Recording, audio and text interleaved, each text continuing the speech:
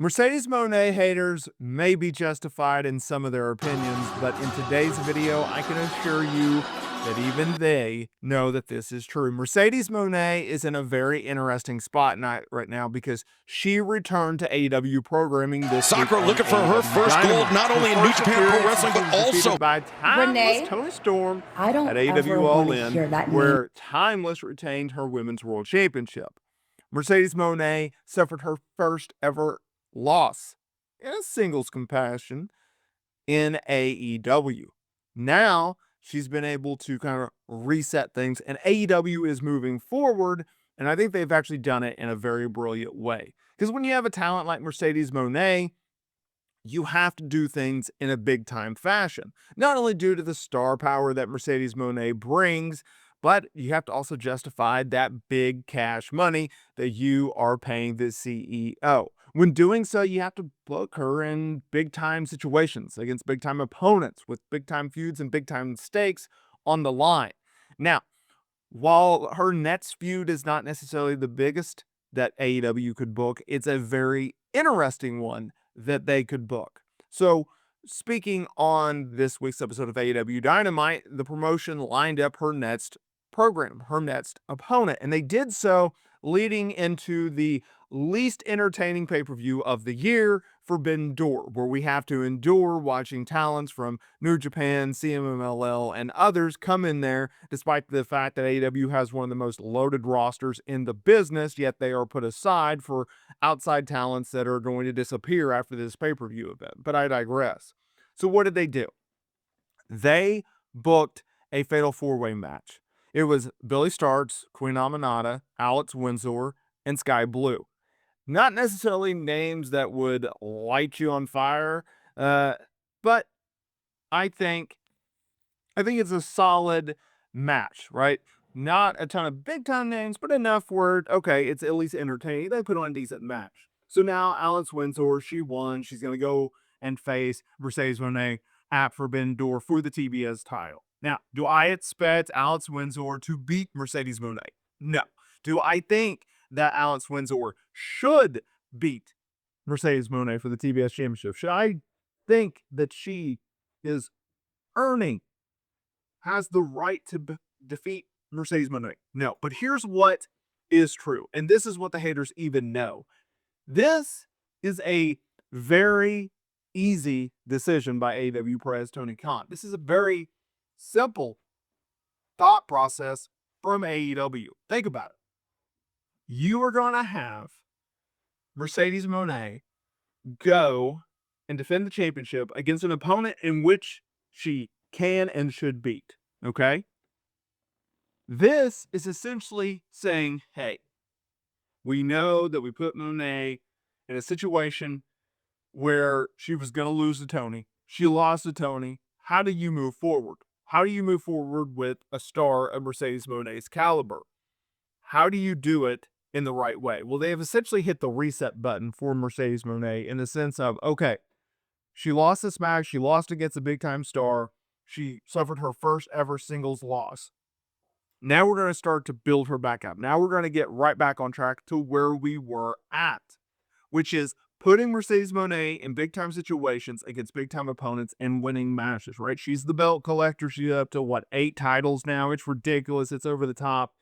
But it actually fits very well. It is perfect for her character. And so you are giving her, and this is what the haters know is true, even though they may not want to admit it, it's smart booking because now you are putting her in a spot where she's got to be able to work with a young talent. She's going to be able to hopefully help that younger talent get over and learn and have experience. But she's also going to beat that young talent. She's going to retain her championship, and she's going to get onto her winning ways. It's brilliant. This is exactly what Mercedes Moné needed. I understand there are the big-time matches out there like her and Athena that you could absolutely do. It's a money match. It's a dream match. You want to see it. It's going to happen eventually. Don't know when, don't know where, don't know how, don't know who's going over. That match will happen. But for now, going into Forbidden Door, it's an easy win. It is a layup type of booking decision. Is it going to light the world on fire?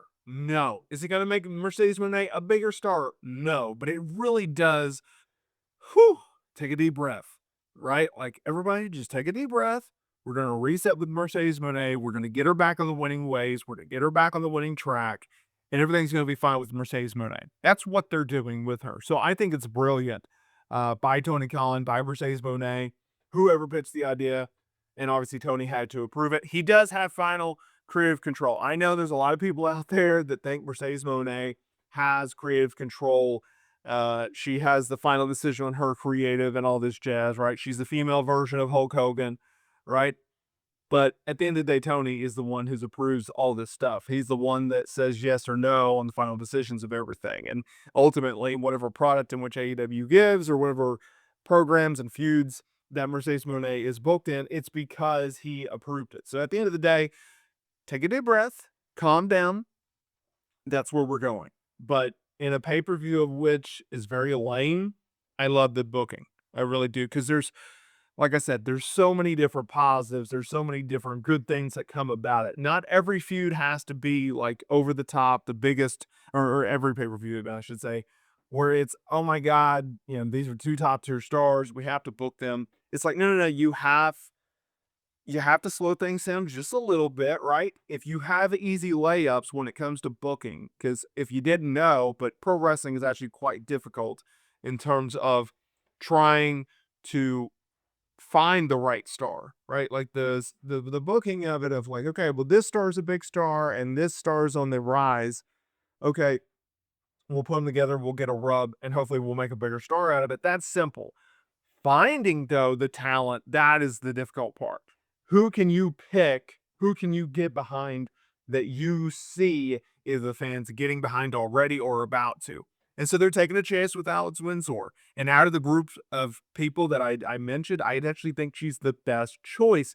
I think she actually has the higher ceiling, the potential to become someone. Will she? Don't know, right? Like, we will wait. We will find out in time. But I like the decision. It's simple, to the point. It's easy to lay up.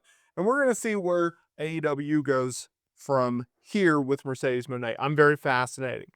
I'm very fascinated to see where they do Athena versus Mercedes Moné, right? Where they do Athena versus Timeless Toni Storm. Because with the Athena thing, she's over in the ROH days, and they're slowly bringing her back to TV, but it's like you can't bring her back to TV fast enough. You need her on television more because she's extremely, extremely talented.